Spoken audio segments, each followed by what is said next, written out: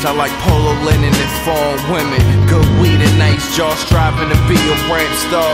18 years old, I'm always high, few tattoos. Ask the right people, they'll tell you I got some loose screws. But anyway, that's besides the point. Crumble tree, I roll my joint and then I think some scheming on ways to expand my...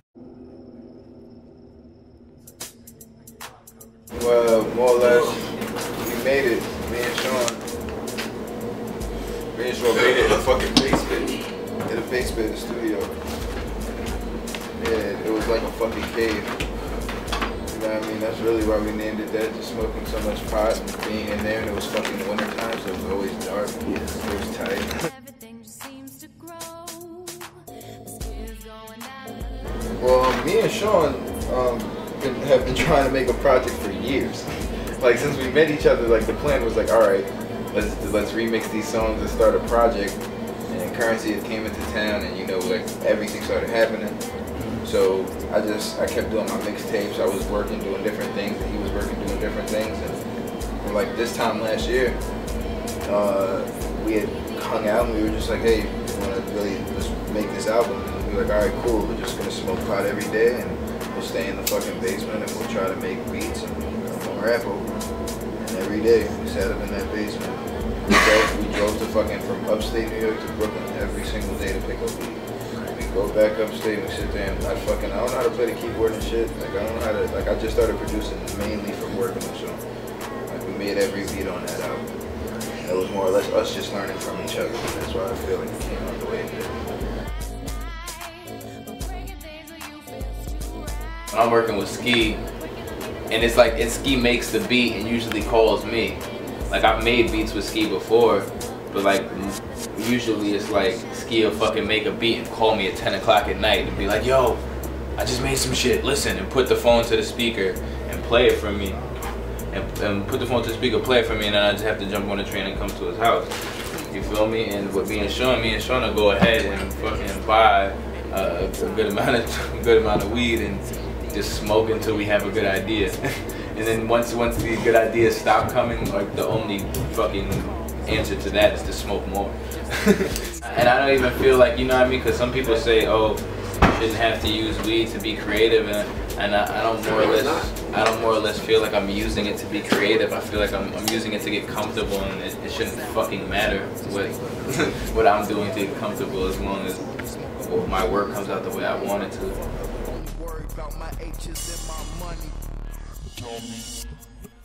My generation of rappers, and my generation, I mean like fucking more or less the kids who were born and grew up in like the 90s and 2000s, we're noticing that, or realizing rather, that support brings more money. You know what I mean? And I would say for the past 10 years in the rap game, that wasn't the idea. And I feel like that's why it's at the point it is now, where anything can be taken mainstream and made into a gimmick and made to exploit the culture of hip-hop, is because it'll make $1. And I feel like my generation of kids are thinking past that. It's going back to people, and you know what I mean, like 19, 20, 21-year-olds, they're all going to start their own businesses, they're all going to start their own clothing lines, they're all going to start their own record labels. You know what I mean? They're not looking for help, or looking, or I gotta go to Def Jam, or I gotta go to Jive so I could get a good job, or I gotta go to Atlantic or Warner so I could get a good job. Everybody's trying to do it themselves, and you know what I mean? When enough people do it themselves, it'll fucking work. And if the best at whatever, you know what I mean? The best people feel they're the best at doing the clothes, the people feel they're the best at making the music. You know what I mean? Just different entities that combine, it's just fucking more money to be made. And it's like more, it's a bigger way to spread what the fuck you're doing and to like teach people. And I feel like just as a person in the world we live in today, like knowledge is an important thing. Like you should always be able to learn from the next person, and not to say take advice or listen to every motherfucker that talks to you, but more or less just even take the bad things from it and learn. My enemies always trying to be friends with me, so stick my hand out and I've never had nobody ever test my skill, like, or anybody question my shit or be like, oh, I don't think he that nice. Or if they have, they've never said it to me. You know what I mean? I'm always up to know what somebody's opinion on me is, even though I really don't give a fuck. But I've never heard nobody say that more or less, let me put it this way. More people knew me for my music and knew me for being a real motherfucker than they knew me for being Dame's nephew. When Dame had told me to come and start, you know what I mean, being around him, and he wanted me to start doing this and fucking with Blue Rock and fucking with DD172, I wasn't taking my rapping too seriously. Like, I had just finished and put out my first mixtape, you know what I mean, and before then I didn't, you know what I mean, how'd I say?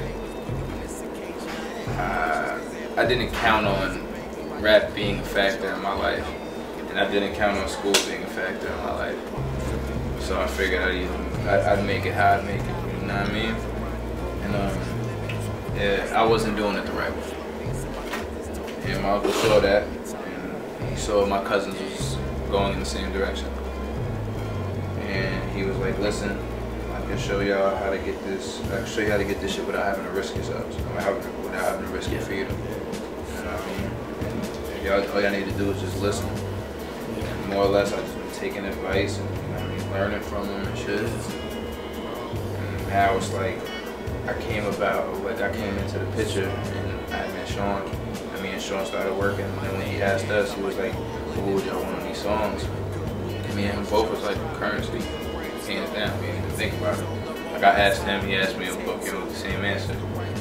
So then, like, when he came by, like, the whole fucking foundations formed, you know what I mean? Fucking creative control, fucking the gear started. Had my knees sitting up in one diamonds in a prison, while my eyes blaze, wipe the ashes from my pain. And I'm smoking on this earth, I guess the world is in my hands. Lately, man, the devil keeps been asking me to dance, doing the funny shuffle. Can I'm tempted to take a hand like, yeah, hoping my angels understand. Yeah, I'm hoping my angels understand that my eyes blaze as I wipe the edges from my pain. Smoking on this earth, I guess the world is in my hands. Yeah.